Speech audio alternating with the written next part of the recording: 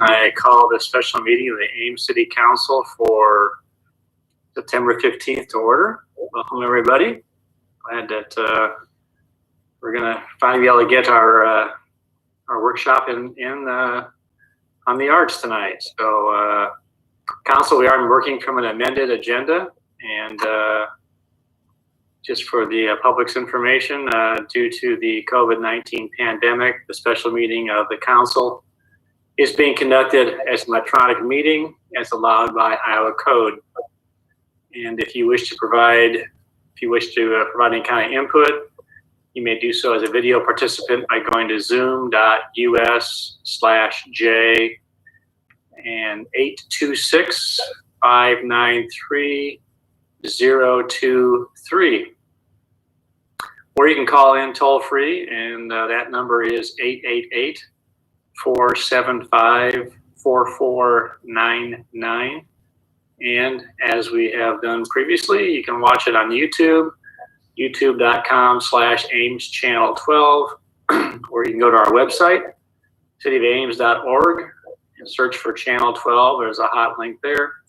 Or certainly you can watch it live on Mediacom Channel 12. So with that said, we have one additional item, Council, that was added, and we'll take care of that first, and that is a resolution setting the date of public hearing as September 22nd, 2020 for vacation, public utility, storm sewer, surface water flowage, shared use path, and open space easements on Outlet P, Sunset Ridge Subdivision, 5th Edition, which is at 5521 Allerton Drive.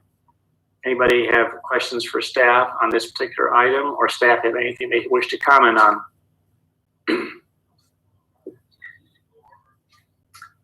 Seeing none, entertain a motion to that resolution. So moved. Second. Moved by Bronwyn, but seconded by Gloria. Any discussion? Hearing none, roll call, please. Fetcher. Aye. Garten. Aye. Junk. Aye. Corrieri. Aye. Martin. Aye. Beatty Hansen. Aye. All right, moving on to our main attraction, so to speak, if you pardon the pun, for this evening. We have Arts in Ames. So we welcome Tom and Jennifer, and is there somebody else, Tom? I mean Tom. Mike, that's Mike, all right. I'm sorry. Jill, that's okay. Jill Clint was going to join us from Workiva. I'm not seeing her up here. Is she off screen somewhere that I don't see? There she is. There she is. Okay. All right. So, Brian, do you want to, is there any introductions on this topic this evening, or we can just turn it over to Mike, not Tom?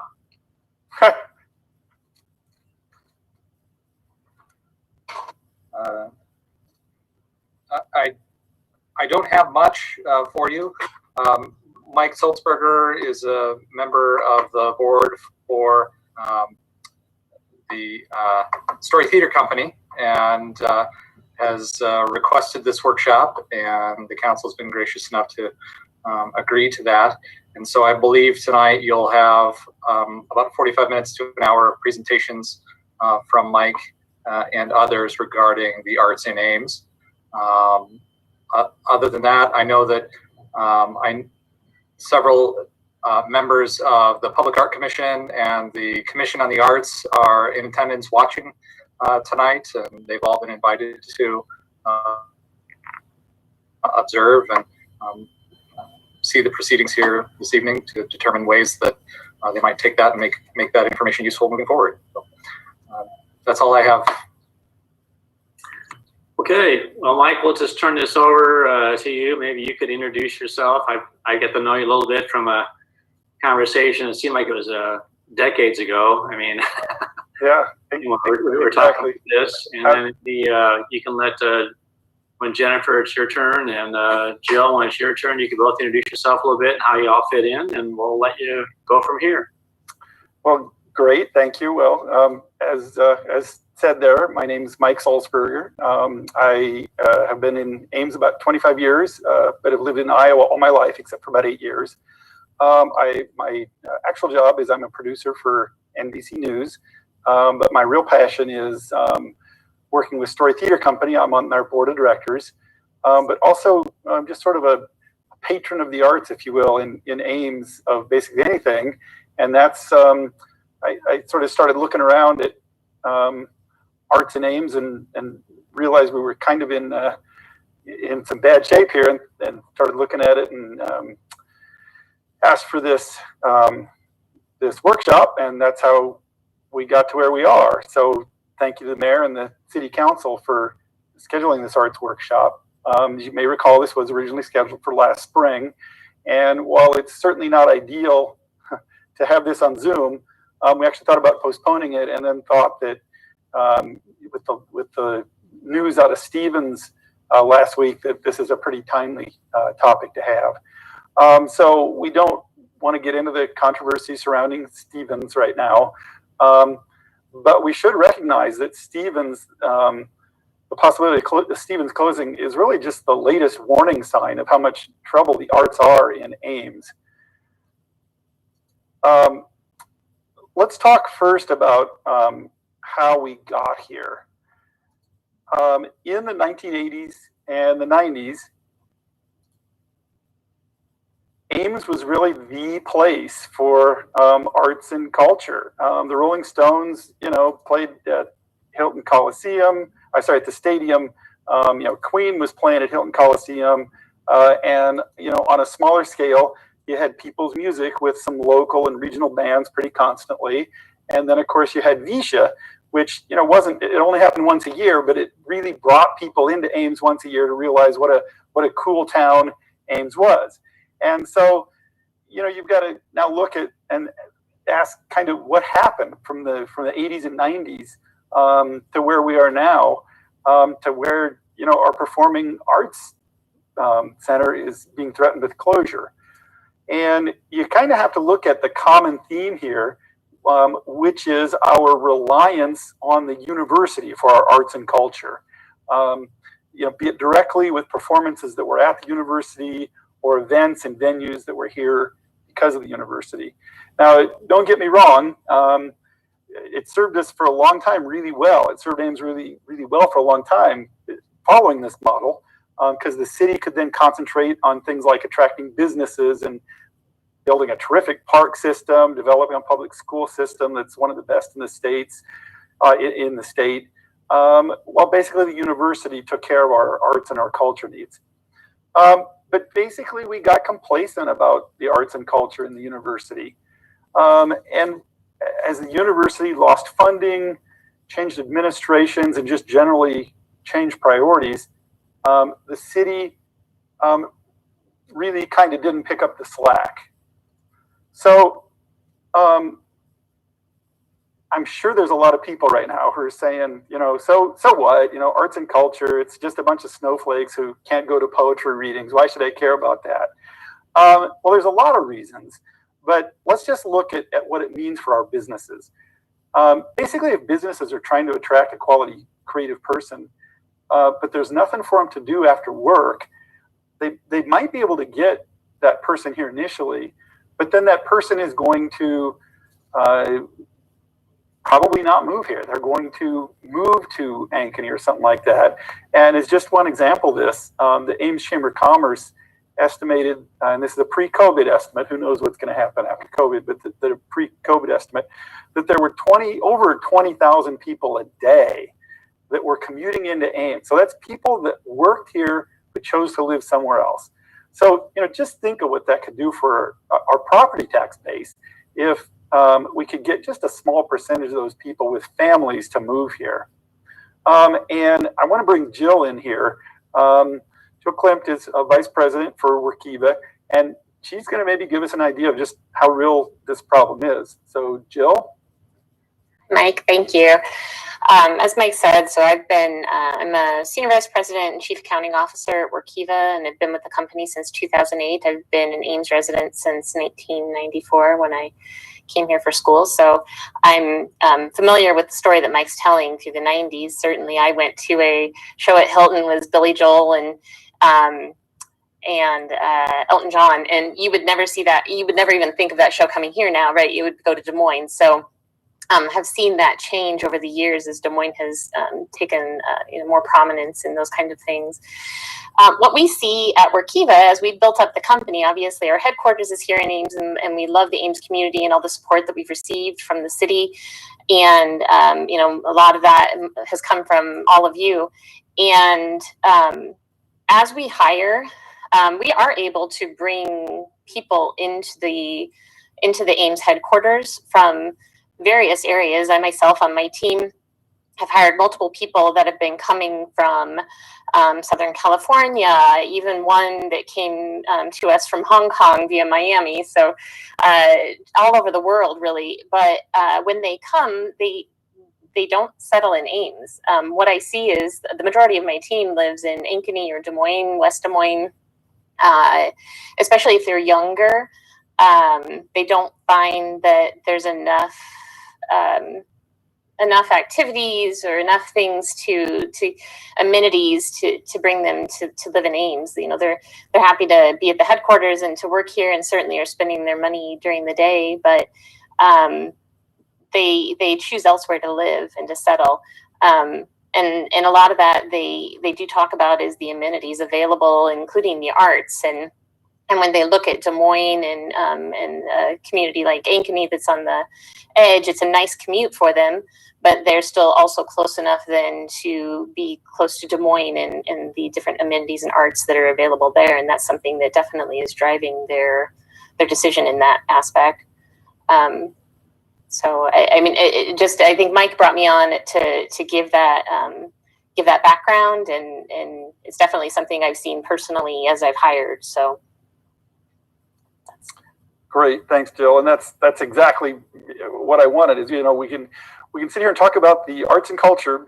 As Jennifer and I are both heavily involved in arts, and again, it's this isn't just a bunch of snowflakes saying, geez, I'd really like to see some sculpture today. It's a bigger problem than that, and it's businesses being affected by this. So we know we've got a problem.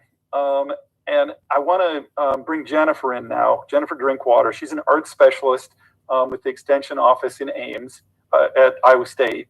And she's going to give us, I think, a pretty good idea of just how far behind we are in promoting the arts in Ames. Be warned, we're pretty far behind.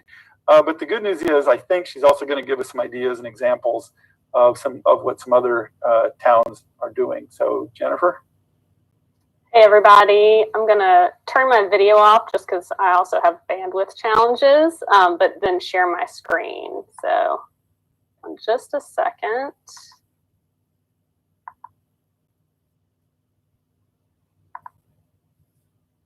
All right. Alrighty.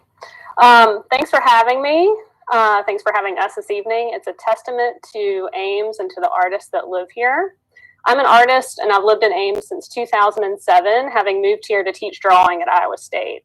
I'm now the community arts specialist for ISU Design Extension and Outreach, and I continue to teach in the College of Design, mainly in areas of art and community building and in areas of professional development for our upper level art students. Over the last decade, I've been on the board of the Ames Community Arts Council. I've organized several community art projects around the state. I was a 2017 Iowa Arts Council Fellow. I was the inaugural gallery director for ISU Design on Main Street in Ames. And I currently serve on the advisory board for the Cultural and Entertainment District program for the Iowa Department of Cultural Affairs. Iowa and Ames have been really good to me, and I feel pretty solid in my knowledge of our arts community. I also need to apologize to y'all for giving you a ton of information prior to this workshop. There's not a test, but just think of it as follow-up if you have any questions or want further information about anything I'm presenting this evening. So what is on the docket for this evening? Here's my plan. I'd like to share with you some information about the economic impacts of the arts within the communities on a national scale. It's often really surprising to discover just how much arts and culture contribute to our national economy. How funding for the arts in Iowa compares to other states nationally, and how Ames compares to other Iowa communities regionally. And finally, I'll end with some concrete prioritized suggestions for City Council to consider moving forward and a few examples from other communities. Throughout the presentation, you'll also see some images of how the arts impact Ames locally already, and you'll hopefully recognize a few of your fellow community members. So why is this important now in the middle of a pandemic? A few reasons. In many ways, I believe that this is the best time in the world to be a creative professional. Personally, I know several visual artists at the moment who are killing it, so to speak. As people work from home, they're noticing their blank walls and they're investing in artwork. As creative entrepreneurs with digital technology in our back pocket, many of us have the option of being location independent. We move to places for an increased quality of life. Many communities are capitalizing on this by creating artist relocation programs to lure artists into moving to their communities. These communities recognize that artists are small business owners, many times with national clientele that often don't compete with existing businesses where they choose to live. Ames is so fortunate for many reasons. We have ISU, which has the largest public art collection at any university in the United States. We have the College of Design, one of the few colleges at the university to have increasing enrollment. We have a thriving and growing theater program at Iowa State, and we have the MFA program in creative writing and the environment in the English department. Each of these programs attracts highly creative and energetic students and faculty from across Iowa, the Midwest, the US, and the world, and we should strive to keep them here. Personally, a lot of my students leave Ames after graduation. They cite a lack of opportunity and a high cost of living.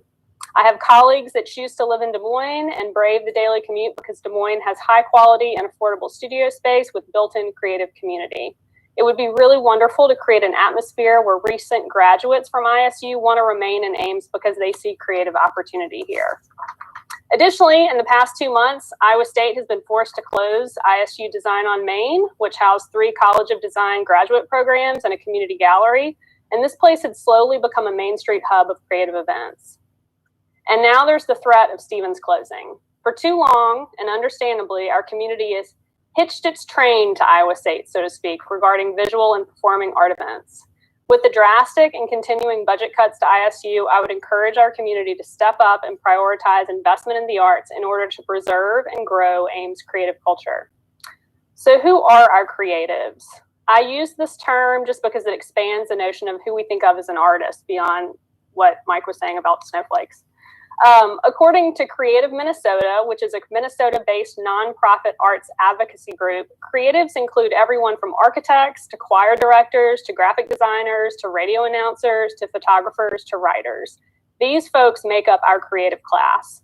These people are also small business owners and entrepreneurs. In 2018, the National Endowment for the Arts reported that for each dollar awarded by the NEA to art nonprofit organizations, these organizations leveraged up to $9 in private and other public funds. That is a solid return on investment. The Americans for the Arts is a national arts advocacy group that's created 5 art and economic prosperity studies on the economic impact of nonprofit arts and culture organizations. Some important things to note are the fact that arts and culture sector comprise 4.2% of the US GDP, and this continues to increase. This is more than agriculture, tourism, and construction. In 2016, the National Endowment for the Arts also announced that design integrated businesses launch new products, increase market share, and deal in exports at higher rate than do other non-design related businesses. You can also see how creative event attendance impacts the local economy beyond ticket sales. The Americans for the Arts calculated that the average audience member spends $31.47 per event, not including ticket sales. Folks go to dinner, they get a babysitter, they have some drinks, maybe they get a fancy new outfit. And according to this calculation, in 2019, Stevens Auditorium brought in over $4 million to the Ames economy in audience spending. Fortunately, because they are a great example to us, but unfortunately, because they are our across-the-border competition, Minnesota demonstrates how fully investing in the arts can create enormously positive cultural and economic growth for their state. They accomplished this by passing the Legacy Amendment in 2009. This increased the state sales tax by 0.3%. Nearly 20% of that 0.3% goes into an arts and cultural heritage fund, which is translated into $565.3 million over the last decade. Currently, Minnesota art and culture sector stands at $12.2 billion per year compared to Iowa's $4.2 billion per year. And here's what that looks like on a per capita spending on a national level. So Minnesota spends $7.22 per capita per year on the arts, and Iowa spends 32 cents per capita on the arts. This is the state level. The state level, there's some rather surprising figures about what some comparable Iowa cities spend on arts and culture. So I'm going to break this down, especially for those people in the audience who maybe aren't familiar with how the Ames budget is broken down. These numbers are all taken from online budget documents from the fiscal year 2018-19. These numbers are the combined total of the general fund subsidy, hotel motel tax dollars, and local option sales tax. And these are the numbers after revenue. So the total spending is actually higher for all the communities, but they all bring in revenue. So for instance, the city of Ames spends roughly $25,000 from the general fund to subsidize the auditorium. And that comes from spending $130,000 for the maintenance and programming, and then subtracting the $105,000 the auditorium generates in revenue. Ames spends $165,000 for the Commission on the Arts from the local option sales tax, and this money provides operational support and special project grants to artists and organizations. The Ames Municipal Band gets around $35,000 from the hotel motel tax, and $40,000 from the local option sales tax goes to the public art program. Now, this graph is a bit misleading, and it's simply because Ames does not have a performing art space or museum that it subsidizes like most every other community on this graph. So there's that big chunk of money that's not accounted for. So I wanted to have a comparison breakdown of what a community like Dubuque funds with its $1.9 million per year. In 2012, Dubuque was a pilot study in Iowa for the Americans for the Arts' fourth economic prosperity study. They found that the nonprofit arts sector is a $47.2 million industry in the city of Dubuque, one that supports 1,530 full-time equivalent jobs and generates $5 million in local and state government revenue. So this study shocked everybody, and it led the city to develop a City of Dubuque Arts and Culture Master Plan in 2016 to guide city priorities for the next decade. In the last 12 months, the city has hired a full-time Arts and Cultural Affairs Program Coordinator who is housed within their Economic Development Office. The city spends $245,000 on operational support to art and cultural organizations, $35,000 on special creative projects, $1.5 million on performing arts venues and conference centers, and then about $35,000 on a rotating waterfront sculpture exhibition. So following are three suggestions. These all work together, and they follow the philosophy that creatives and artists are entrepreneurs. They assume that arts and culture are essential to maintaining a high quality of life for those of us who live in Ames, and are essential to attracting new residents to our community. Arts and culture also aid in increasing inclusivity and social justice in Ames, and they strengthen our local economy from the ground up. First, I do believe the city should create a full-time arts coordinator position. This position would literally put artists and creatives at the table with city officials. I spoke with Jenny Peterson-Brandt, Dubuque's Art and Cultural Affairs Coordinator, just last week. She mentioned several crucial impacts that have stemmed from the creation of her position. In the last 12 months, she's been able to win over $50,000 in national and statewide grants for art and cultural programming in Dubuque. Many of these grants require a city to be the applicant, and winning these grants puts Dubuque on the national stage as a vibrant and exciting arts community that could increase tourism and attract other artists and creatives to move there. She mentioned that the city's commitment to the arts and culture has also created an ecosystem of increased private investment into the arts of Dubuque. Community members commit to the arts because it's a city priority, and it's become a self-sustaining system. Having a full-time city position goes hand in hand with increasing the city's art and culture budget. This budget can provide more support to our nonprofit arts and culture organizations, which would be able to have a larger impact in Ames. This money could subsidize music events and film festivals, provide local artists with professional development education and support, and subsidized studio and community maker spaces. Remember that for every dollar invested results in a $9 return. Finally, invest in creative partnerships. Creativity and the arts are crucial to high quality of life, but they also contribute to highlighting and addressing community challenges. There are already examples of these partnerships throughout our community. During the summer in Ames, there have been several art and cultural events in response to George Floyd's murder and in support of the Black Lives Matter movement, sparking long overdue community conversations about systemic racism and social justice in Ames and in Iowa. After 2 successful Business of Art conferences, the Octagon Center for the Arts has been listening to conference attendees and supporter feedback. A future focus of the Octagon will be on providing opportunities for creative entrepreneurship skill building for artists at all stages of their career, with particular attention to emerging artists. With this focus, they intend to provide skill-oriented programming connected to their gallery, classroom, shop, and festival to help artists become individual versions of success as small businesses and entrepreneurs in the Ames community. They also intend to convert part of the Octagon toward a co-working space for artists to practice their skills, engage with others, and build community.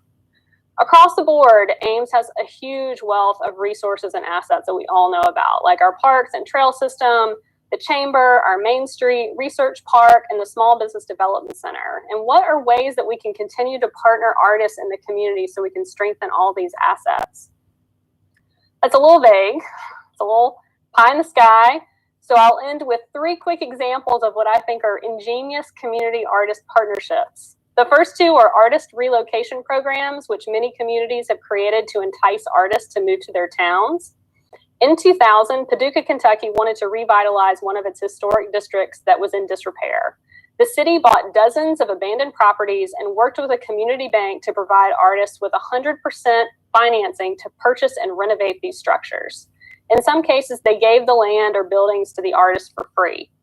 A locally owned web design service offered free websites to incoming artists, and this was a partnership between the Visitors Bureau, the Chamber of Commerce, the Kentucky Arts Council, Paducah Main Street, and local arts organizations.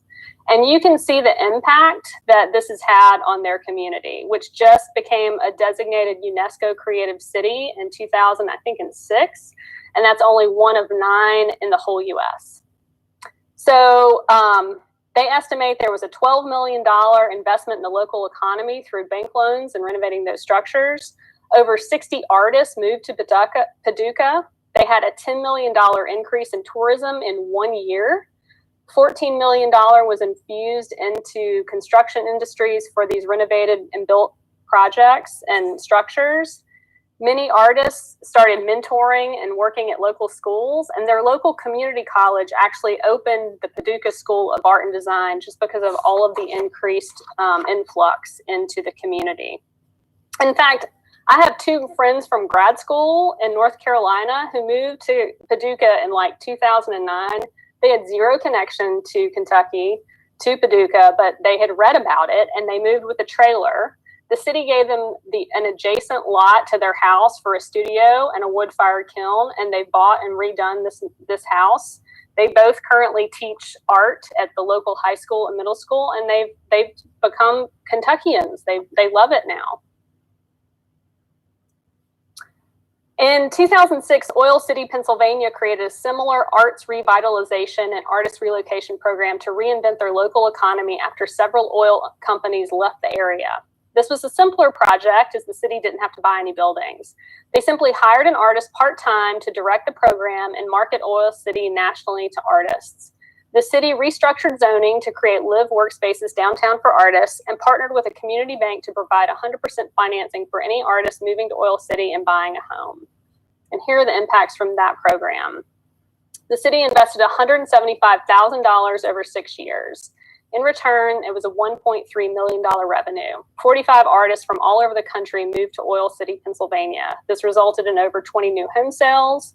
15 new downtown businesses were opened, and most of them were not art related. 2 commercial properties were bought. They renovated a historic building in their downtown area to outfit 27 artist studios, created a new nonprofit gallery, 2 new arts festivals were started, including mini studio tours and a lunchtime concert series. It's almost like you create a creative ecosystem and you let artists do the work. They come and they make things happen. We all sort of intuitively know this. The final story that I'll share with you is a recent example of the Fertile Ground project that is currently unfolding in my hometown of Jackson, Mississippi. A little background to set the stage for this project, and this is directly from the project's website, which I would encourage you to check out. Agriculture is Mississippi's largest industry. Does that sound familiar? Yet Mississippi is the most food insecure state in the country. Mississippi has a complex relationship with food. During slavery and sharecropping periods, food was used as a tool of control, and today urban food swamps and food deserts are another form of control. Big Food controls most of the Mississippi food system, showcasing itself through convenience store, fast food urbanism, and monocultural landscapes. In 2017, Jackson was named the fattest city in America, and unpacking that is critical to the project. That means Jackson is ranked in the top percentile for lacking access to healthy food, low fruit and vegetable consumption, diabetes, high blood pressure, and physically inactive adults. So where does art weigh in all of this? Well, in 2018, Jackson was one of 5 communities out of 200 applications that was chosen for the $1 million Bloomberg Philanthropies Public Art Challenge Grant. And it was selected for its project proposal, Fertile Ground, Inspiring Dialogue About Food Access. Bloomberg Philanthropies Public Art Challenges encourages mayors of cities of 30,000 or more to partner with artists, elevating the value of including the creative sector when developing solutions to significant urban issues. The program supports temporary public art projects that celebrate creativity, enhance urban identity, encourage public-private collaborations, and strengthen local economies. Jackson's Department of Planning and Development is using this project as a research tool to better inform policy decisions, community engagement, and future development for delivering better food access. Over the past year, the City of Jackson has worked with an interdisciplinary team of local and national artists, including designers, landscape architects, filmmakers, farmers, chefs, nutritionists, and community members to understand how to visually represent this civic issue. In April of 2020, the City of Jackson was scheduled to host a citywide exhibition with art installations and performances that promote dialogue about issues related to food access. The artwork explores topics of food policy, food sovereignty, nutrition, domestic hunger, and the agrarian landscape. Each site has a theme that is specific to its location and will use art as a medium to express that topic. The overall ambition of the project is to tell a story that captures a national audience but is unique to Jackson. And if you want to learn more about this project, PBS actually released a 30-minute documentary that you can stream online about it in May. It's called The Fertile Ground. It kind of goes into the background and how arts play a role in moving that forward. So thank you again for your time this evening. I threw a lot at you. This is a big, exciting topic and a big, exciting ask. And I hope this is one of many conversations that will continue over the course of the year. I am happy to be of service, whatever that looks like to the city, to continue that conversation. So thank you very much. Well, thanks, Jennifer. That's a lot of stuff to take in, but that does it starts to give us a pretty good sense of where Ames stands in comparison, especially to our peer cities. And that's kind of what got me started on that, is that slide that Jennifer had, one of those early ones that shows, we're spending $250,000 somewhere in there, and our peer cities are spending $1 million, $1.5 million, 1.8 million in the case of West Des Moines, 1.9 million in Dubuque. And these are cities that are basically about our population size. So Jill gave us her perspective on how difficult it is to get people to move to Ames. They can recruit people here, but they can't get them to actually live in Ames. But we all know that post-COVID, the work landscape is going to be changed. All these people working remotely right now are going to make companies realize that they don't necessarily need to have those people back in the office. And they don't really need that expensive real estate for employees to work from. So now the number one reason for somebody to live in Ames, which is that they work here, is conceivably gone. So if you can live anywhere to do your job, why live in Ames? Now Ames is competing not just with other cities in like Ankeny and Des Moines that are within commuting distance, but we're competing with literally every city in the world to attract people here. And honestly, to compete, Ames is going to have to be the best place to live in Iowa and really in the world. But the cool thing is we kind of have a start on this already. We've already got, some great parks and great schools and things that are going to attract people to Ames. And if we sort of fill in that last puzzle piece of getting a thriving arts community, arts and culture community going here, then we can turn the corner on it, and we're actually going to start attracting people here. They can live anywhere else in the world, but they want to live in Ames. So I know that's kind of a tall order, but again, I think we've already got to jump on the competition with all these other things. So how do we fill in that last piece of the pie? Well, first we have to understand this is going to have to take a multi-front approach. And it's going to take more than just a week or a month or one meeting here. We're in this for the long haul. But here's some concrete things that I think that we could do right now. The first thing is, and Jennifer mentioned this, is we've got to hire an arts and culture director. This could be a new hire, but ideally it'd be somebody already in the city government. They'd be in charge of city auditorium, band shell, and maybe even talk to the Ames School District. They've got a new auditorium that's going to be built with the high school, and they're talking about using that for that venue for outside groups being able to rent it. Maybe we talk to Ames High School about them even running that. This person would also be the head of the CODA board, and they'd be the liaison to the Ames Community Arts Council. They'd also be in charge of new initiatives. So a couple of examples of which I'm going to give in a minute. But basically, they'd be the one person anyone with an idea for promoting arts and culture in Ames could go to. And also, as Jennifer mentioned, there's certain grants that only cities can apply for. This is money we're not even able to have a chance at because there's no one in the city to apply for it. The arts and culture director would look for and apply for these grants. I think that this person ideally is not under the Parks Department, but would instead be their own department within the city. We only need to look at Stevens Auditorium to realize what a bad idea it is putting somebody else in charge of arts and culture. So an arts and culture director is first, but second is we need to have a pool of funds. This is an initial pool of funds. I'm suggesting somewhere around $50,000 to $100,000 to start with. And as Jennifer pointed out, that's $50,000 or $100,000 that I think we'll get back pretty quick. And I'm going to talk in a minute about some ideas of what we do with that pool of funds. But basically the idea behind it is somebody comes and says, I want to do this, and I need a little bit of seed money to get going with it. It'd be a pool of funds that doesn't take 6 months or a year for you to be able to access to be able to do something with. And the last thing that we need to do, well, not the last thing, but at least the third step on sort of the beginning here is we've got to just increase the amount that we spend on the arts.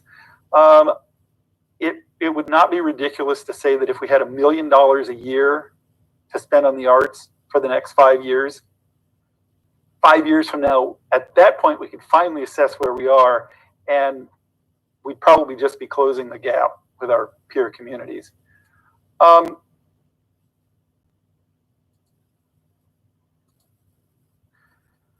So where do we find the money? Obviously, that's what everybody's sitting here wondering, right? Well, I've got to say I'm glad I'm not on city council to have to figure that one out. And I certainly don't understand how the budgeting process works. I sat in on a couple of budget meetings, and I don't get it. I'll be the first one to admit that. But but I do have some ideas, and I'm just going to throw these out as that, a person that doesn't know anything about how the city budgeting works, but some ideas. I know there should be some increased money coming in from sales tax now that internet purchases are being taxed. And I know supposedly that the state is going to actually send those back to the city that makes those purchases. So when somebody in Ames purchases something on the internet, that tax money is supposed to eventually find its way back to Ames. I'm not sure anybody has a handle on how much money that's going to be, but I'm wondering if we couldn't look at that and earmark some part of that for Ames, for the arts. Next, I know that when Ames passed their local options sales tax a few years ago, some of the money was specifically supposed to go to, and a direct quote here, for community enrichment. And I'm wondering if any assessment has ever been done to see where that local option sales tax is actually going. I know that like Polk County passed a local option sales tax last year, and a certain amount of that money was actually earmarked specifically for the arts. I'm wondering if we could do something like that with this local option sales tax again. That when it was pitched, there was a specific mention that some of it was supposed to go to community enrichment. Next is the hotel motel tax that's collected in Ames goes to Ames Convention and Visitors Bureau, ACVB. I'm wondering if some of that ACVB money could be specifically directed for the arts, at least for a couple of years. As Jennifer pointed out, a little bit of upfront money pays off. You know, every dollar put in the arts comes back $9. And one of the ways that comes back is people coming here for events, and as visitors, which is the core idea behind the Ames Convention and Visitors Bureau. So again, I'm just offering these as a suggestion with no real knowledge of how budget process works for cities, but there you go. So a couple minutes ago, and I promise I'm getting close to the end here, and then we'll be open for questions. I think Jill had another thing she needed to do, but certainly Jennifer and I will be here. So this pool of money that I'd like to see to be able, somebody comes up with an idea and they just need a little bit of seed money to be able to get it going. Just within the last couple of months, people have come to me with 3 different ideas that I thought was sort of apropos. So I'm going to sort of just share those 3. The first one is Story Theater Company, which I'm on the board of, is looking at an initiative called Radical Hospitality. There's a lot of parts to Radical Hospitality, but basically what it means is that Story Theater Company would no longer charge tickets, charge for any ticket to their show. Instead, they'd ask people to give what they can with a suggested donation equal to what a ticket normally would be, so basically $10. So low-income people or people with limited financial resources could come and see a show for little or no cost, while people in maybe a little better financial position might be able to pay a little more than the $10. In other theaters have done this. They actually don't see any loss in income. They've got, and they actually have more people in the audience, and it's a more diverse audience. So we don't think, if we did this, Story Theater Company doesn't think we'd actually lose any money on this. But boy, that's a big gulp. Our treasurer, when I first brought this up, that's a big gulp, saying, wait, a show for us costs anywhere from $15,000 to $20,000, and to say we're not going to charge anything for tickets for that anymore. What do? Well, we've been looking at, could we come up with a sponsor that could make a guarantee or something on this? And the idea behind that would be, we know we're going to make some money on this. Maybe the first time out, that we don't make the entire $10,000 that we need for a show.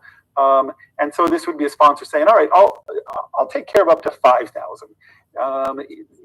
And hopefully Story Theater Company doesn't ever need to draw on the $5,000.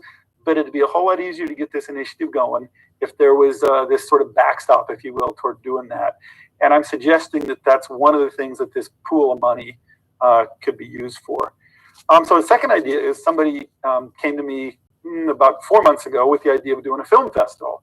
And I won't go into all the details, but it's a pretty cool idea. It'd be downtown. It'd be specifically geared toward rural films of Iowa.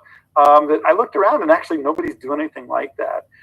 So again, they've got a model that shows them potentially breaking even or even making a little bit of money on this thing. But again, some seed money to back that up, to get them started, is exactly the sort of thing you could do with that, with a pool of money. And a third idea that somebody just recently asked me about was, what if every time there's a vacant storefront in Ames, that a pop-up art installation should go into there? So prospective tenants that are looking for a space might come in, and they wouldn't be looking at blank walls. Well, first of all, they might come in because they've heard this pop-up art installation is in here, but they also wouldn't be looking at a blank space. They'd actually be looking at some art in there and sort of showing off that space.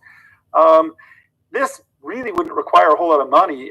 It basically requires some coordination between owners of properties and artists, with maybe having to pick up the electricity of keeping the power on that building for a pop-up art installation. And again, that's something that the new arts and culture director could coordinate. So, there's three things that I could think of that we could do right now, but I don't mean by any means for that to be an all-exhaustive list. There are clever and creative people all over Ames, with ideas I'm sure way better than mine. So, to wrap up, I know it's scary as a city government trying to figure out what the budget's going to look like even in normal times. And certainly with COVID going on, I don't envy any of you trying to figure out this budget. But I think we should regard this as sort of a start fresh and a clean slate that, for the arts, that we should say, all right, what can we do? What can we really do to start promoting the city and getting people in here? And certainly other communities are planning now for what they're going to do when we come out of COVID. And also, there's going to be this great opportunity because there's this pent-up demand. Everybody wants to go to the movies. They want to go see art and theater and dance and musicals, all this. So if we've got things ready to go in Ames, people are going to come here because it's, hey, Ames has something going on with a theater thing. Let's go there. So if we had things for people to do, they'd start coming here. They'd start seeing what a cool place Ames is. And it's all sort of getting us back to the idea of being, the place to go to in Iowa. We've got all these other great things going in Ames already. This arts and culture really is the last piece of the pie. To make Ames, the best city in Iowa and maybe one of the best cities in the world. And I really think that is possible. So with that, I'd be happy to take questions or get anybody's thoughts on where we are with this.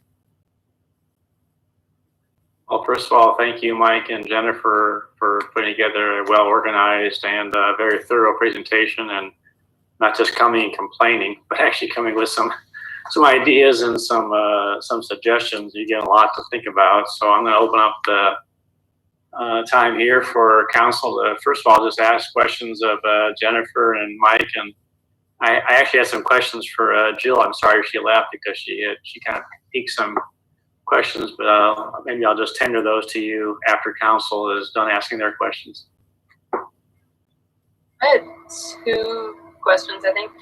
I was trying to take notes, and Jennifer, I missed your second recommendation. So the first was the full-time arts position. The third was to invest in partnerships. What was your second recommendation? Basically give more money, just like the seed money, just to spend more of the city budget on arts and culture. Okay. And then, I think you both made some really good points, and I recognize that art has a value both in quality of life and, this economic return that it produces. So I'm in favor, but I think it is a very hard year with COVID, and to talk about taking money from any pile and moving it around this year is it's really daunting to think about because, you know, sales tax, while we maybe would have gotten a boost from the internet sales tax, now people are, you know, kind of hunkering down more. It's, again, that'll be hard. So I'm kind of interested in, you know, are there other things we can do that are more, like one of the things you mentioned was people having live workspaces. Are there like challenges in our zoning that prohibit that, or, you know, something we could do that's free, so to speak, in terms of changing how difficult or easy it would be for a company to come in and build those? Do you have any idea on challenges for creating spaces like that other than just straight up money? Right.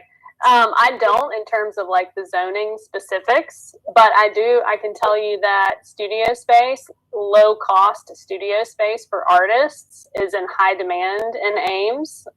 There are not very many studio spaces. Reliable Street has just in West Ames has opened up a few really affordable studio spaces, but it's a limited set. And so having places for especially kids who are coming out of Iowa State, graduating, if they had a really inexpensive studio space to have access to, I think they would really stick around. And so again, I don't know what that looks like in terms of how that would work with zoning or with you know, property in the community. But if there are vacant or empty buildings, certainly I think that could be, again, like some kind of partnership. Sure, thank you. And if I could sort of emphasize sort of the first thing that Jennifer and I both think that we need is an arts and culture director. And again, that doesn't have to be a new hire. I'm wondering if that couldn't be somebody who's already in the city somewhere, because that really is the key to all this. I don't know. I know budgets are tight. I certainly recognize that. But geez, step one for Jennifer and I both when we were talking things over is we've got to get one person that's an arts and culture director, and then everything else goes from there. I do think a person in that position would be able to start to kind of investigate things like zoning and start to like build liaisons and relationships between private businesses, you know, amenities that maybe are available for artists, and trying to think about how to connect the dots. I think it would be, you know, that would make things a lot easier for sure. Can you unpack for council? I think that there's always apprehension about adding staff positions, partly because of the it's not just the salary, but it's the roll-up cost in terms of benefits and so it'd be helpful to understand what that. I understood grant applications and maybe doing some research, but help council and staff understand what kind of roles are they playing, because obviously it's gonna cost money, and that's something that you both have at the top of your priority list. And I think we just need to understand what are other ones doing in other cities to kind of help, pardon the pun, but paint a picture for us. Sure. Mike, do you want to talk about that, or do you want me to? You're muted. Mike, you're muted. There we go. I'll let Jennifer talk about what other towns are doing, but I put this slide up because your first part of that question, Mr. Mayor, was, you know, what is the function of this person? And you know, that's basically it. It's an arts and culture director who would sort of wrap together city auditorium, band shell, possibly the high school, I'm not sure. Somebody that would actually be head of CODA, a liaison to the Ames Community Arts Council. They'd be in charge of new arts initiatives. So when somebody does come with an idea of what they want to do, that they're the one-stop sort of shopping for that. And this idea that they could start looking around for these grants and start applying for things that, again, we're just leaving money on the table right now because we can't even apply for them. And Jennifer, if you want to talk about what other towns actually specifically do, I know you've talked to Jenny in Dubuque quite a bit about, because she's fairly new at this, right? Yeah, the Dubuque started with, I think they had a quarter-time position for a year in their economic development office, and quickly realized that that wasn't enough time. And then it moved to a half-time position, and now just in the last year it's become a full-time position. But basically what she does is she coordinates that $250,000 budget that disperses out to the different programs, the art and culture programs. She builds liaisons with like private investment and different businesses to try and get them more engaged in arts projects. She applies for lots and lots of grants for national and kind of statewide initiatives. We'll start new programs within the city to kind of get like mural programs and things like that. So she's I mean, because it's a new position, right? There's like not a precedent, but she's essentially trying to use the city master plan that they came up with in 2016 and follow with the guidelines. And I've actually included that master plan in that giant packet that I emailed to you. But she is in charge of essentially prioritizing those points in the plan and making them work through the city. And so, yeah, she actually, and she was frank. She said, you know, I was terrified that with COVID, they would cut my position, but actually they're increasing funding for her department. And they're thinking about moving her. Some of the council members actually recognize that she's done such a great job in terms of beefing up economic development, but they're starting to see art, especially in areas of health and wellness and social justice with Black Lives Matter and with COVID.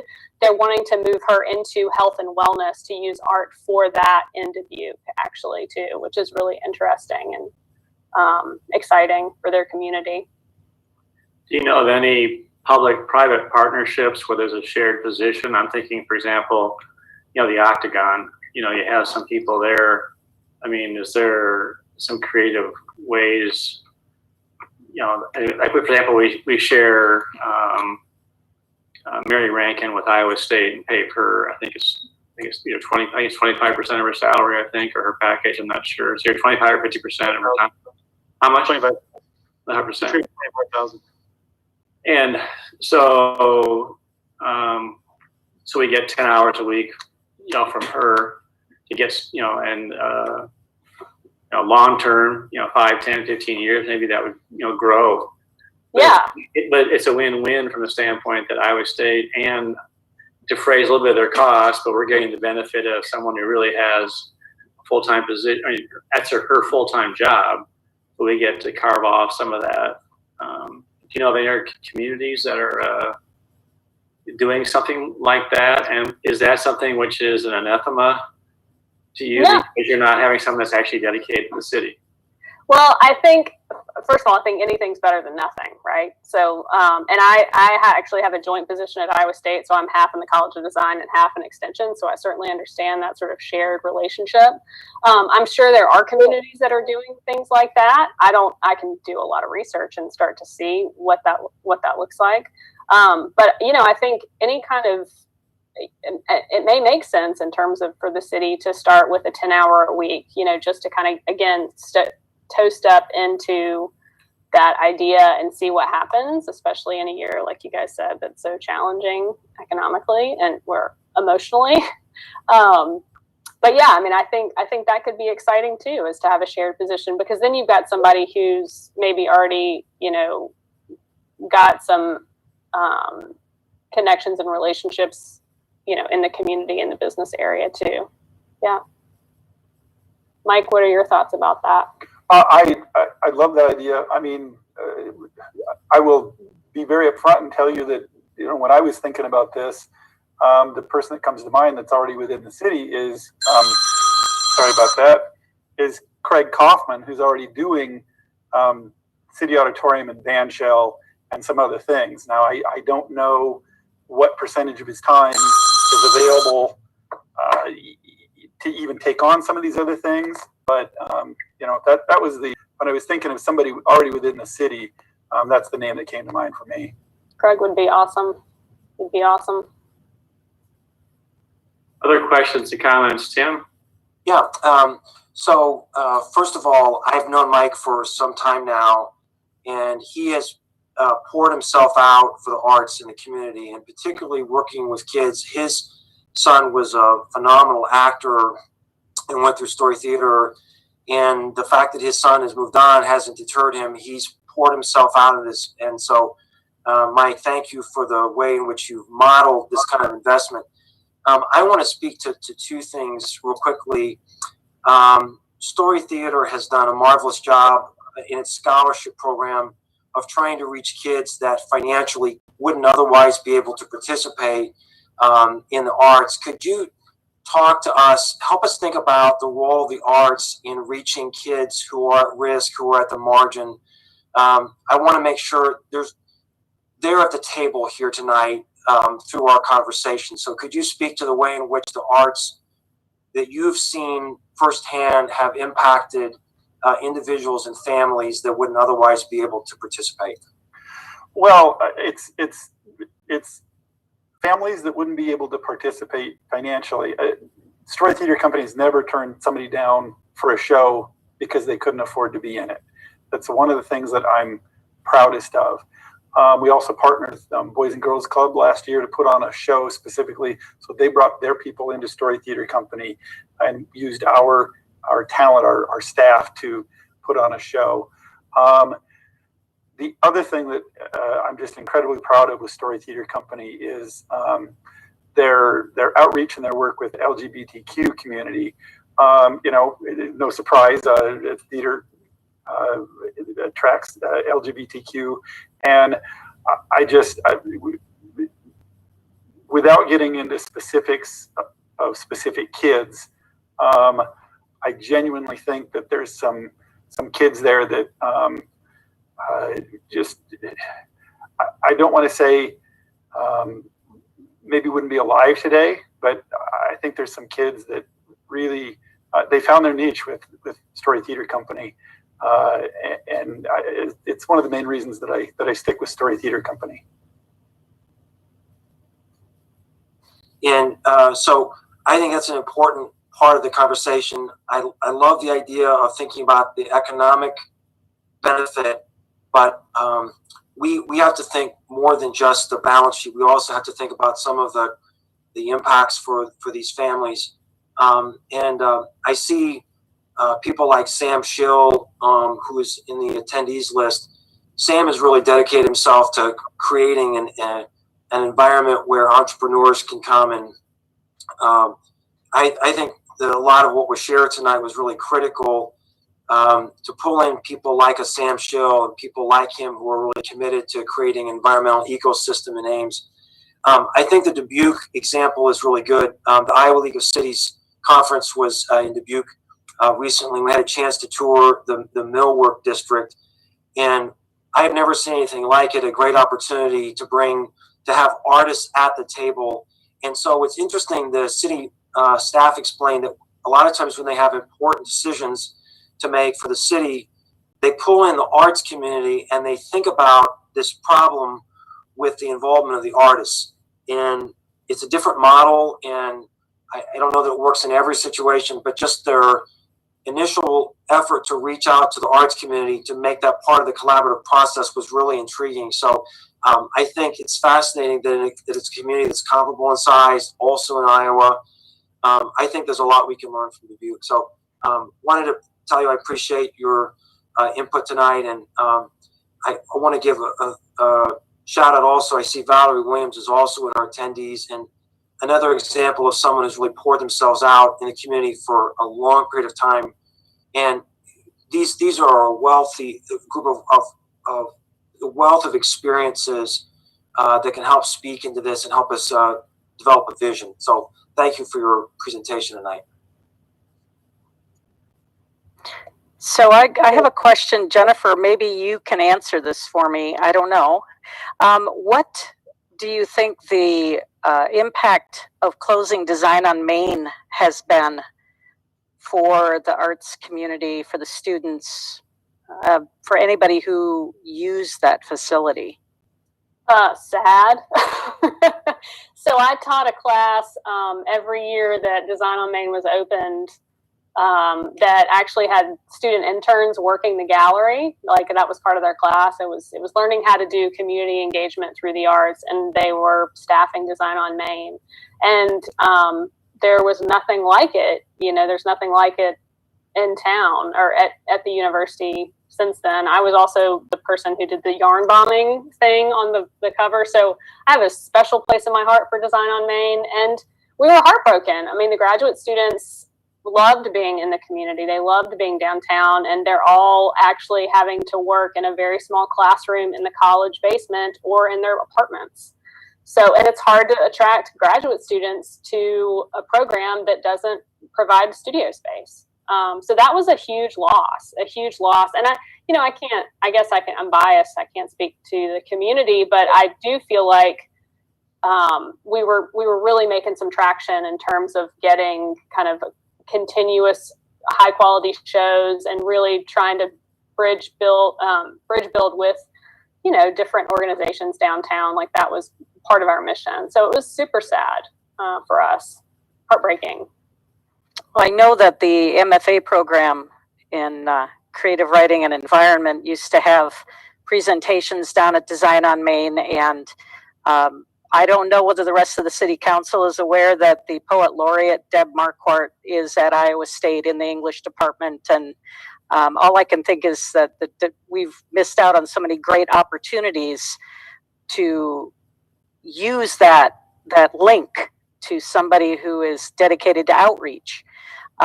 It's interesting that you mentioned the importance of civic engagement for the graduate students who got to work at that gallery. And one of our goals is to improve our civic engagement and outreach. And so it seems that might be another reason for us to be exploring the arts as part of that outreach. Mike, to your point about the funding, we did approve an allotment of $10,000 for a small community arts grant program. I don't know what's happened to that at this point. I believe it was kicked over to Public Arts Commission to work out what the program is. And I don't know that we have heard anything more about it since we allocated that money. But that started with $10,000 for small projects. And the idea of doing pop-ups in vacant buildings would be something that would be very appropriate for that kind of program. Assuming that Public Art Commission wrote that sort of opportunity into the language of the grant, but it was supposed to be an opportunity for people who needed a little bit of money to do some interesting things in the arts in the community. And it seems like that kind of program could be something that we could increase funding for if we knew that there was a need and an interest. And we know there's a need.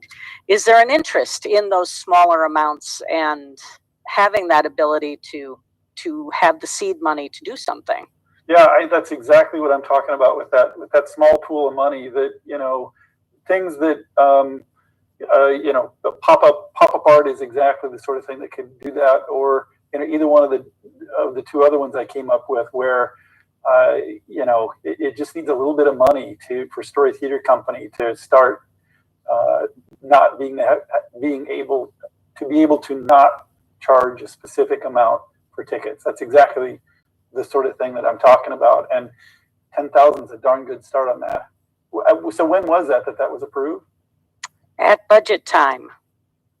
So back in, when did we ratified the budget in March? So right when COVID hit, which is probably why it has not reemerged yet from the commission process.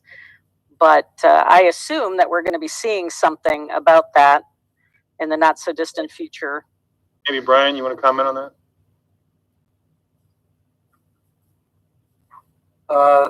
There were $10,000 added to the adjusted budget during the budget approval process for 2019-20.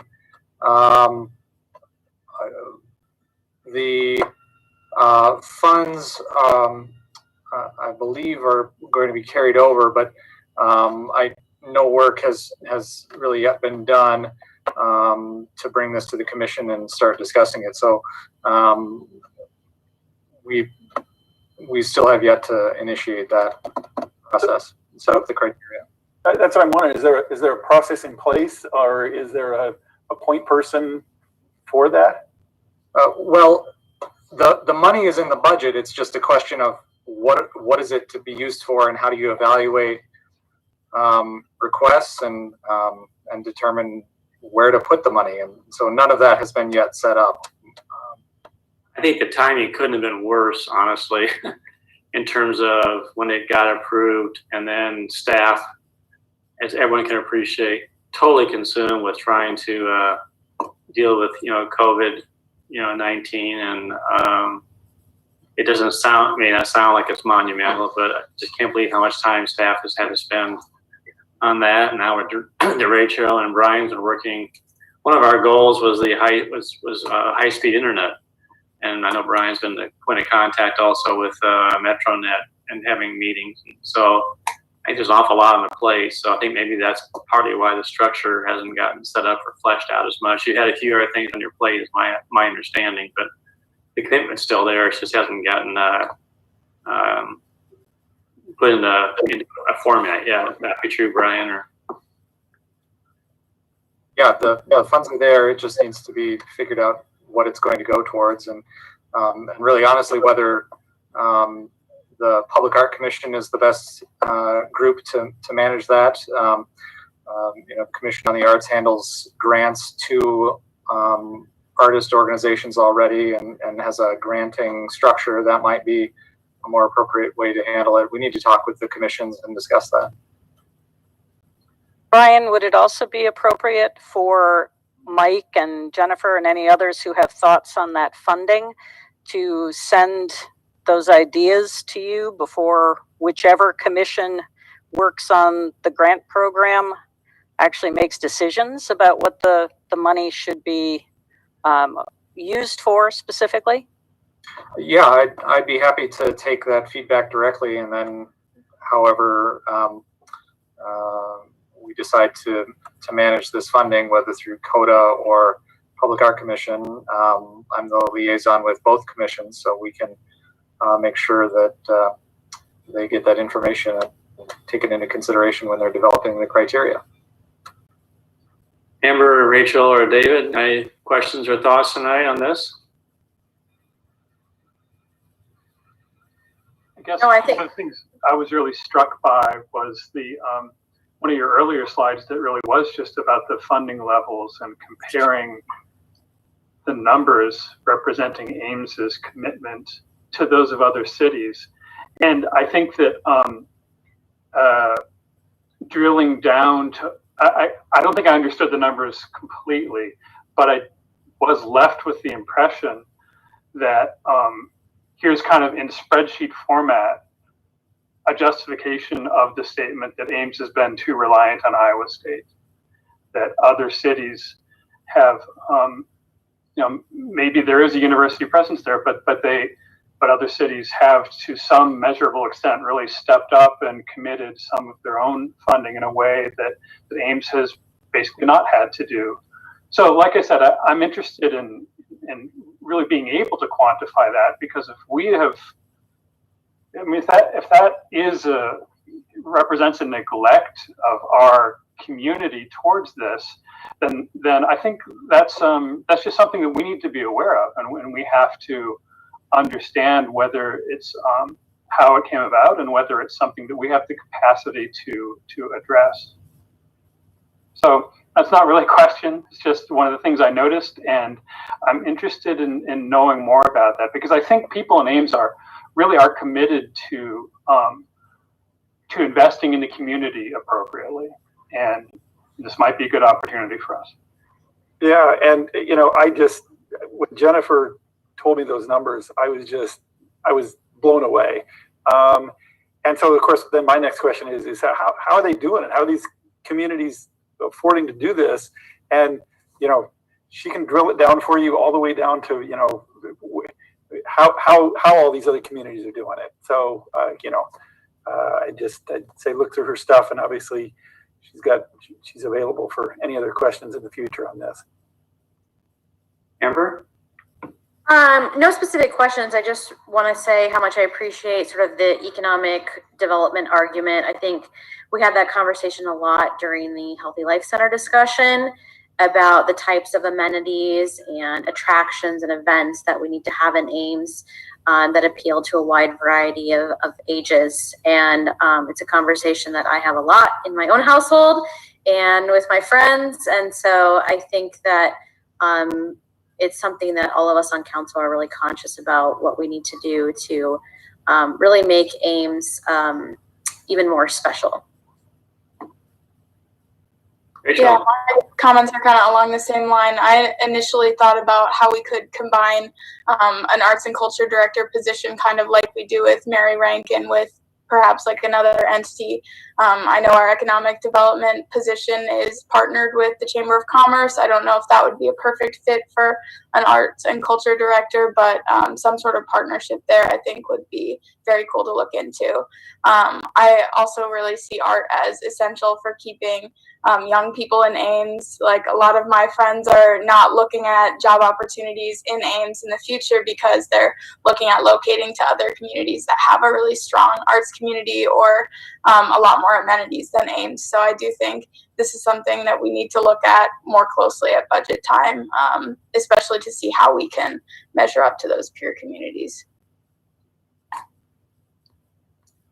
Nicole, what do you think? I agree. Like I'm constantly like looking for stuff to do here, and I feel like, you know, when I was nannying, I'd find all sorts of stuff to do with those little kids, and when like my parents come, we find stuff to do for like older people. But like I don't have a lot to do here, except if it's like campus related.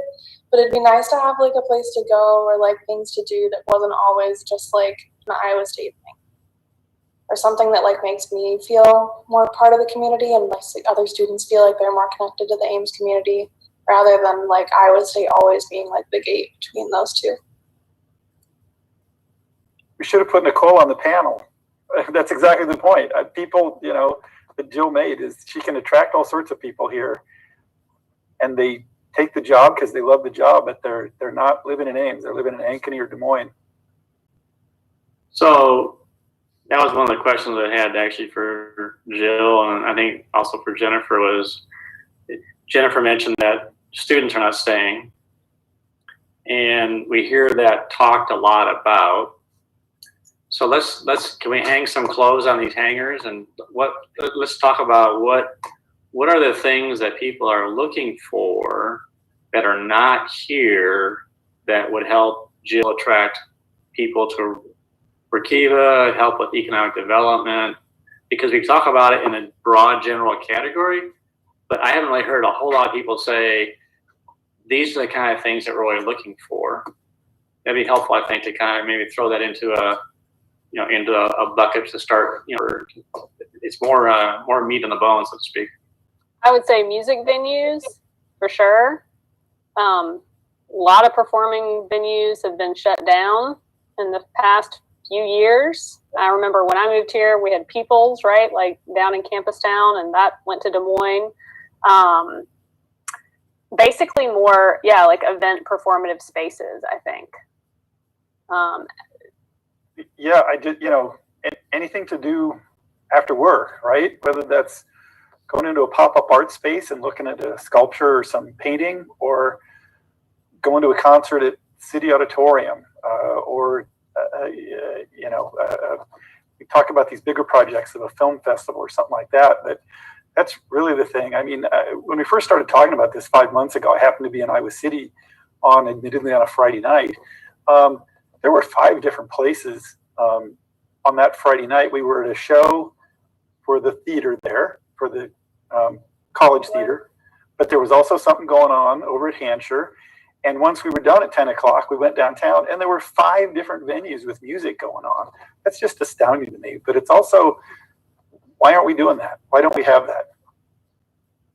The music walk was awesome. I think that I don't know what the status of that. That was kind of came and went. We don't do First Fridays here in Ames. There's not really enough right now, I guess, like gallery spaces. There's a few downtown. But that's certainly something that, you know, most other communities have. It's just kind of like your First Friday exhibitions every month. You know, Reliable Street is huge in West Ames. They have done a tremendous job in terms of like cultivating a community, providing really interesting things to do for a broad variety of people. They've got Lockwood Cafe. They're a great model of like organic community building, and doing creative things. If you just let people in Ames, like give them, again, it's the ecosystem, right?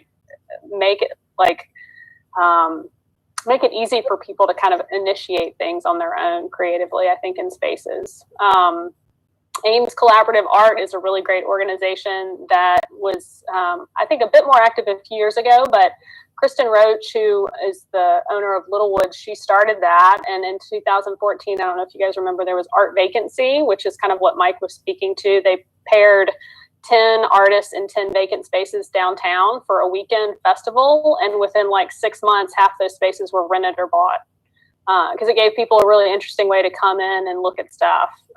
They had like created a parklet with AstroTurf in a parking lot. They're just interesting things, you know, but again, having that seed money to be able to kind of do something fun, I think goes a long way. You know, an artist, we're not used to having a massive budget. Like we can do a lot. I did that intertwine thing for like 10 grand on Design on Main. You don't need a ton of money, but you need a little startup, and you need community members to kind of say yes to spaces. So the biggest thing is the spaces. You got to have the spaces to do it, and you know, get dedicated spaces would be great, but at least at the beginning, you know, any space that comes open, you know, we should be looking at you know, art installation in there, or even music. You know, could we do a Friday night music, you know, in those spaces every Friday night or something? How key is food and beverage to this? Because certainly you look at you know, East Village, for sake of discussion, it's kind of a magnet for young professionals now, and you have this, you know, big cross section of you have retail, you've got food, you also have beverage.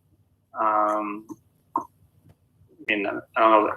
Ankeny is trying to do that, I think, in some of their new developments also. But I understand the art pieces are also a component. Mike, you mentioned about going to you know, after 10 o'clock in Iowa City, which I think you're going to take something to drink or eat afterwards, and there was actually, you know, music going on in there.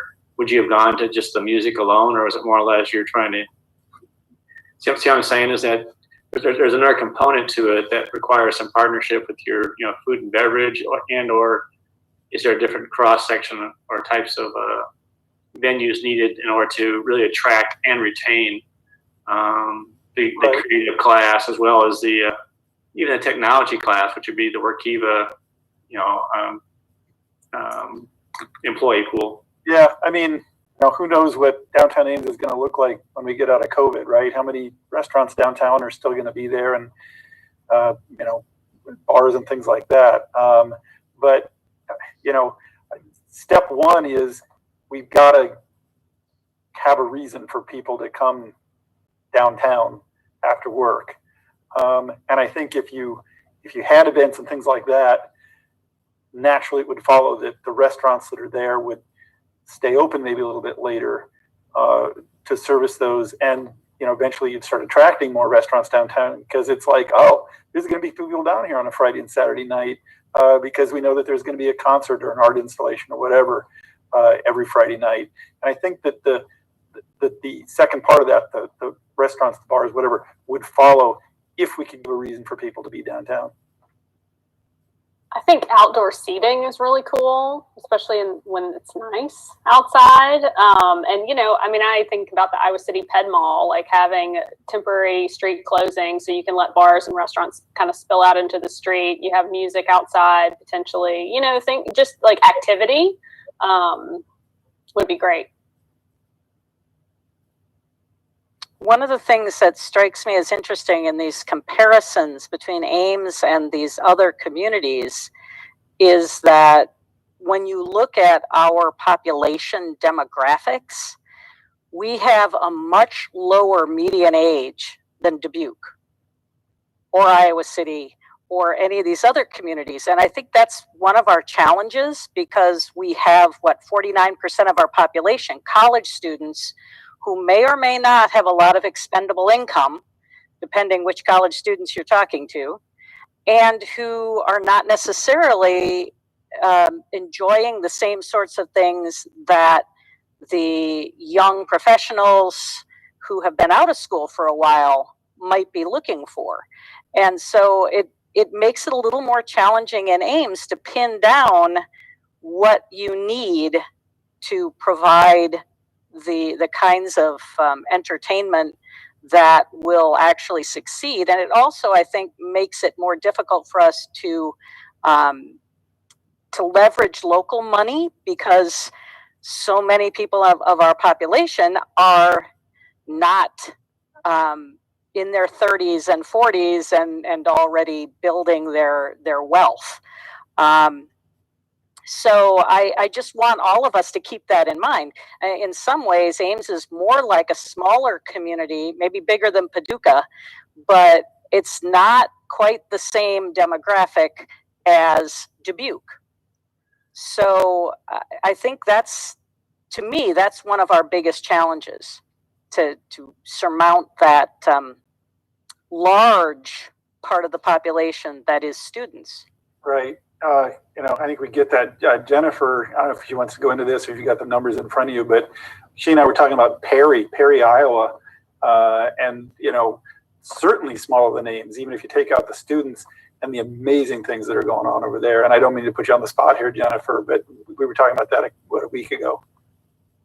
Oh yeah, I spoke last week to the Iowa Planning Association about Perry in particular, but it's a huge grassroots effort, and the city is finally kind of recognizing what the arts and has contributed to sort of their growth as like a biking tourism and an arts community.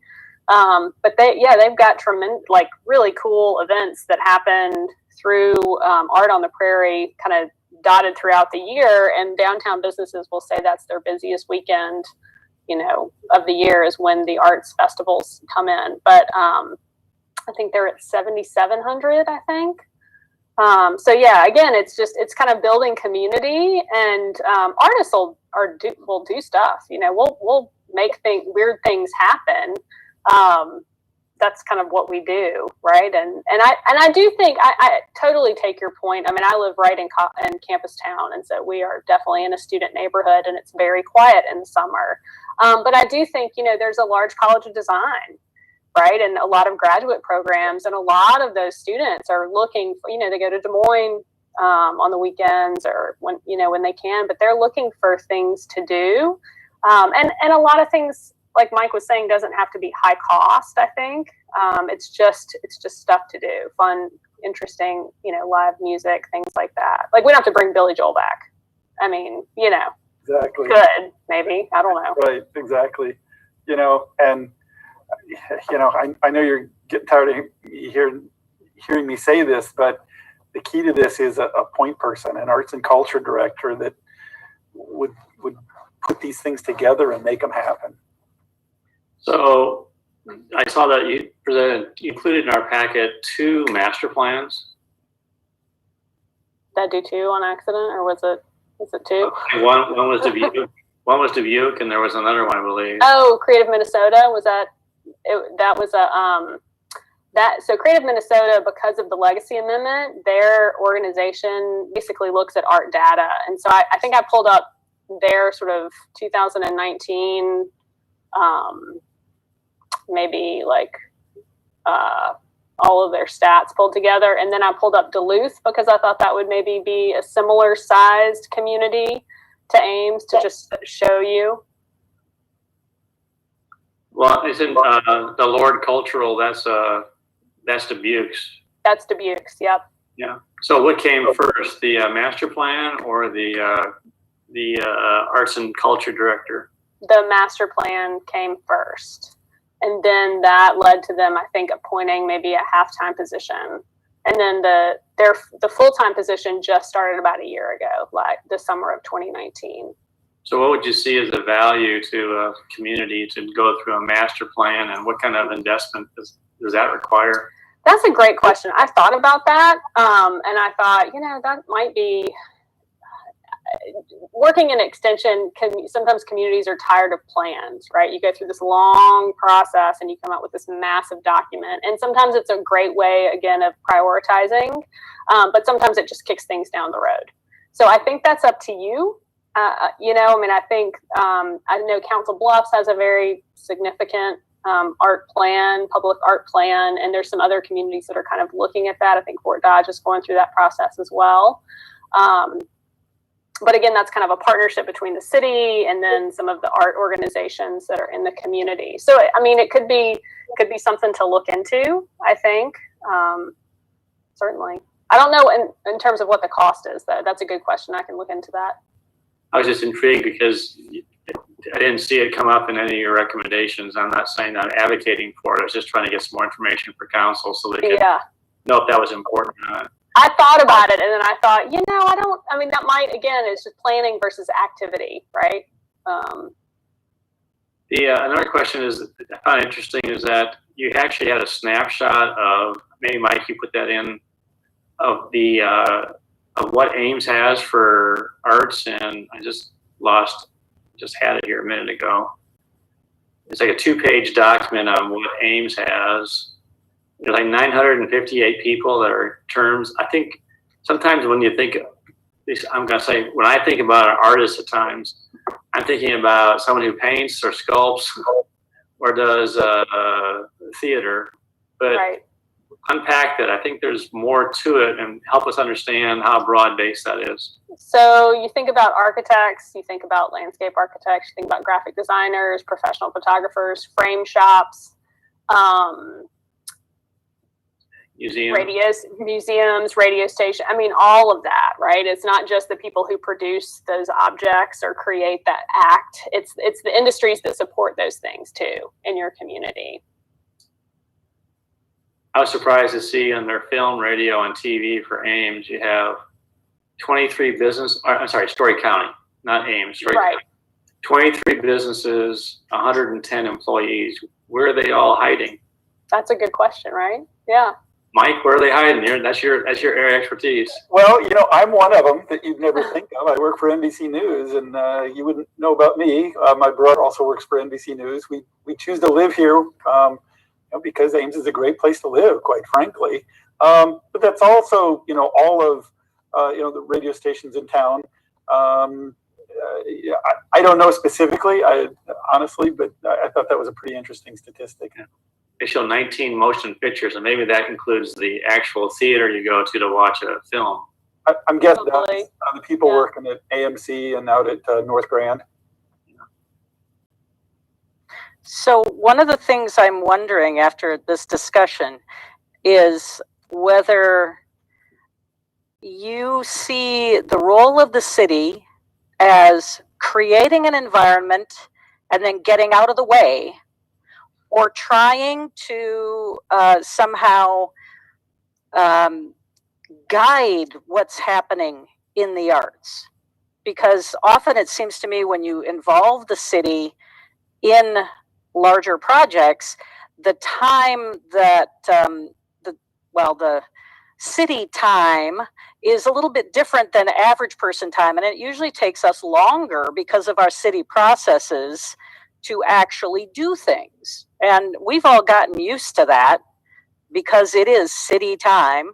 But my impression is that the arts community wants to act and wants things to happen. So what do you think our role should be? Get out of the way, make a good environment, get out of the way, or actually try and shape things? Both. A little. I think both up, like shape up front and then step back. I'll give you a quick example. In Minnesota, there's a great organization called Springboard for the Arts.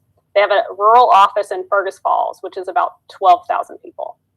They spent, I think it was 2018, they did something called a Year of Play, where they had seed money and they would award, I think, up to $500 to $1,000 per applicant who created a really fun public event that partnered an artist or a creative person with a non-artist entity, either a community organization or a storefront or something like that.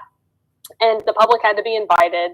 So the city kind of funded it, or the community funded it, but then it was the creative people in the community who organized, created, and made it happen. And so that was kind of, I think, a great model of not having, again, like to steer the ship, right? You can provide the kind of environment to make things happen.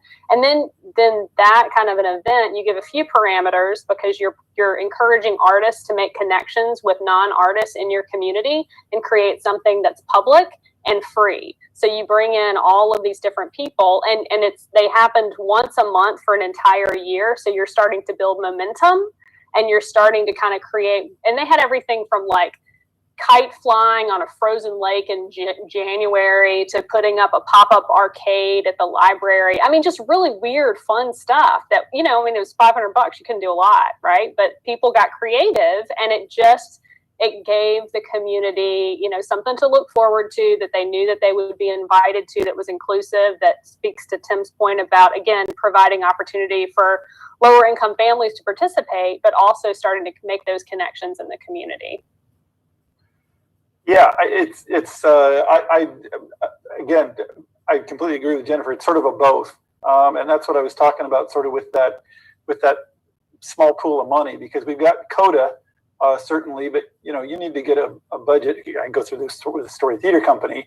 You need to know about 2 years out what you're doing to apply to CODA, who then has to go to the city for the funds, or they present. They know how much they're getting, but then it's presented, and it's a very long process.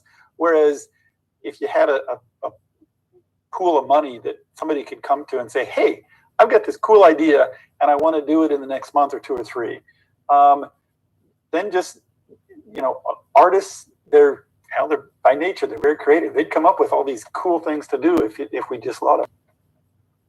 So let's just say, for sake of discussion, don't get your hopes up, but let's just say for discussion, all of a sudden an additional $250,000 became available. How would you spend that? And let's just say that the staffing for a arts and cultural director has to come out of that. So let's just say that a portion of that has to pay for salary. Where would the rest of that go? Because we're talking about some of those communities are spending $1 million, $1.5 million, $2 million. I know you're not just saying just give us the money and trust us, but how would that be invested? What would that look like? So council can have an understanding, and the public have an understanding of what the ask and use of that fund would be. I'll let Jennifer get into specifics, because she can probably tell you exactly what different cities specifically have done. I think that you wouldn't spend it all in one place. Obviously, you would spread it out over a number of different things. You'd encourage a film festival. You'd become a co-producer on shows. City Auditorium is a great venue. The city could become a co-producer on bringing shows into there. And in fact, if you do this right, you'd actually make some money on those shows, which we haven't even talked about, going in, putting some money forward and actually becoming the promoter or the co-promoter on things, and actually making some money back that goes back into the funds, back into this fund that we're talking about.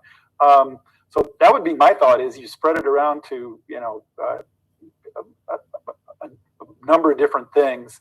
And if Jennifer wants to talk about a specific city that, what did they do with their first $250,000 or $150,000 after you pay an employee?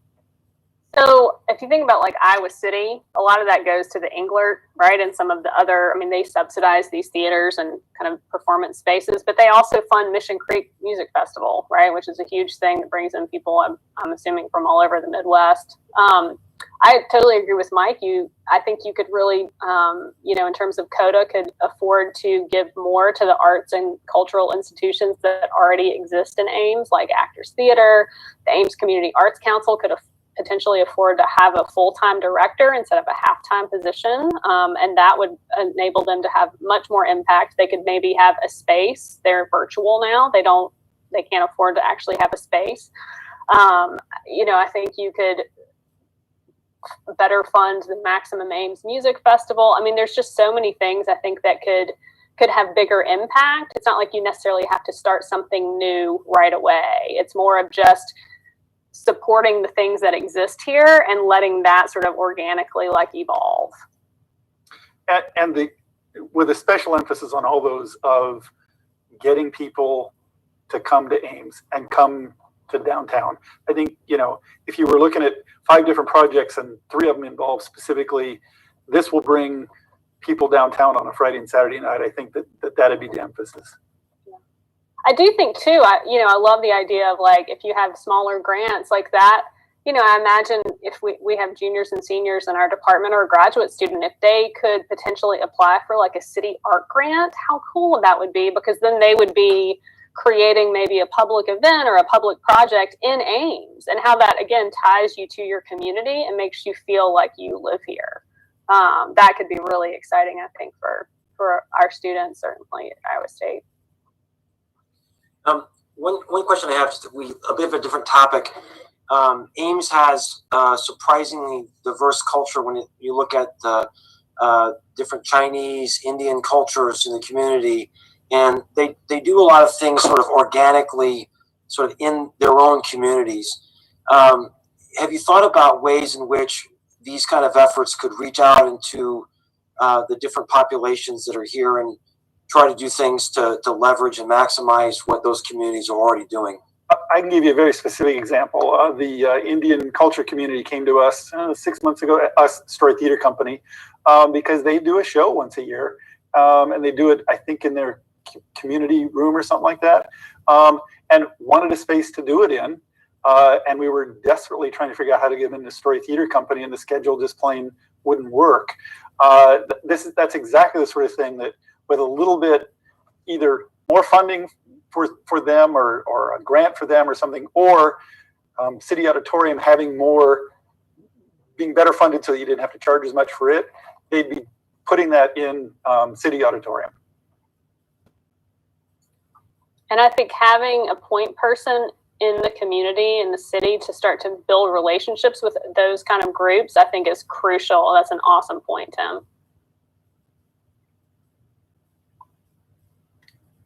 Well, do you have any closing comments or thoughts, or council, any closing questions before we wind up the workshop on the arts? I guess We're just wondering if we're planning to take any public input. I know there's a lot of attendees tonight. No, we weren't planning on doing that tonight. I think right now tonight was really, the goal was, good question, Rachel, thank you for asking. The goal tonight was really just to get the topic on the table. There was not looking for any direction from council at this point. I think a lot that just kind of, a lot of food for thought, just good starting points. And I think as we just continue to, move forward, we got a lot on our plate as it is right now. But I think it's, we got a lot of good things to chew on. Thank you so much for taking the time. I really, really appreciate it. Thank you. Mike, did you just drop off, or? It's like you might have. He has a new name, Webcam Utility Beta or something like that. So there he is.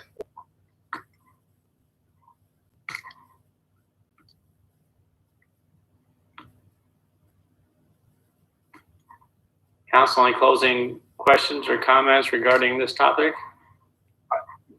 I think I'm back. There we go. I guess if I had one closing thought, it'd be let's not let this end. Let's not let this end here. Let's make sure that we keep going forward with this.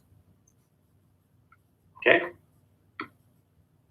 I just want to thank both of you for your presentations, and Jill for bringing in the economic development component. And I hope that my colleagues on council, if I bring this up again, are going to be supportive of putting some more money into a grant program. Because I think it's worked elsewhere, and I would like to see it work here.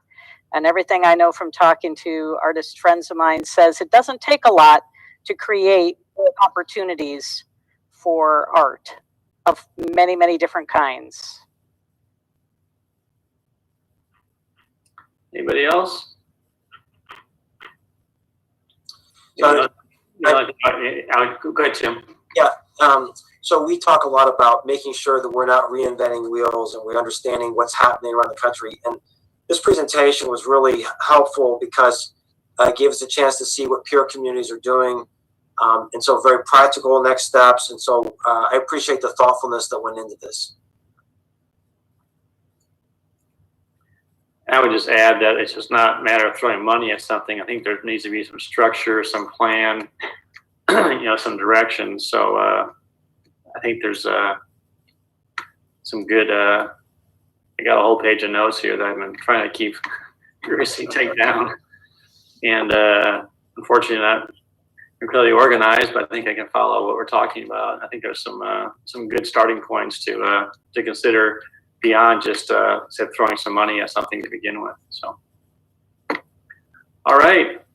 Well, again, Jennifer, Mike, and Jill, she's not here. Thank you for your time. I know it took a lot of time to put it together, and it's because it was so well done, it allows us to really have a running start as well. So, thank you for your time. Thank you. Thank you.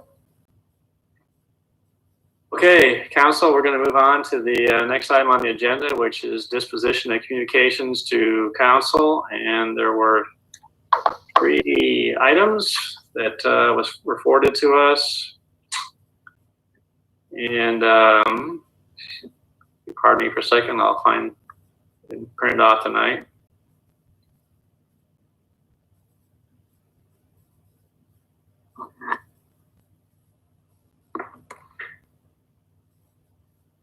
There we go. 3 of them. Yep, 3 of them. First one was thank you. Go ahead, Steve. request deal with the speeding issue along Ash Avenue. I think you want to refer that to us. We'll have the traffic engineer do a study or review the situation, what recommendations he would have. So we need a motion to direct staff to do that. That's correct, Steve. I would move that we direct staff to look into the issues of speeding on Ash Avenue. Second by Bronwyn. Thank you. Any discussion? You might remember that this is part of the plan that Damien was talking about last week. Was it last week? With regard to expanding that cycle track down Ash. So we're going to need to know what's happening on Ash anyway. Those in favor of the motion say aye. Aye. Aye. Any opposed or abstaining tonight? Motion passes 6-0. Thank you. Second one is a letter from Dan Culhane regarding the support for the 2020 virtual symposium on building inclusive organizations. This is one of your goals. I'm assuming you don't need a memo. You just want to put on a future council agenda to see if you want to purchase a sponsorship at $2,500, which would probably come out of your contingency funds. So we can put on a future agenda if I can see it there. Approval. I would move that we put this on a future agenda. Second. All right, moved by Betcher, seconded by Junk. Those in favor say aye. Aye. Any opposed? Motion carried. The last item is just for your information, just at your direction, sent a letter to Dixon Jensen, thanking him for the generous offer to fund the gift cards. Is that just for your, to show that it was sent out and presumably you got it even last week. Right. All right, we'll move on to council comments. We'll start with you tonight, David. Nothing from me tonight. Thank you. Tim? Nothing tonight. Amber? Nothing for me. Gloria? Nothing. Thank you. Rachel? Nothing for me. Bronwyn? Nothing for me tonight. And Nicole? Nothing for me. All right. Well, thank you, everybody. It was a very good meeting, and we got a lot of things we can work on. So, Entertain a motion to adjourn. Move we adjourn. Okay, we'll let Bronwyn have the honors tonight. We are adjourned. Have a nice rest of the evening. Night, everyone.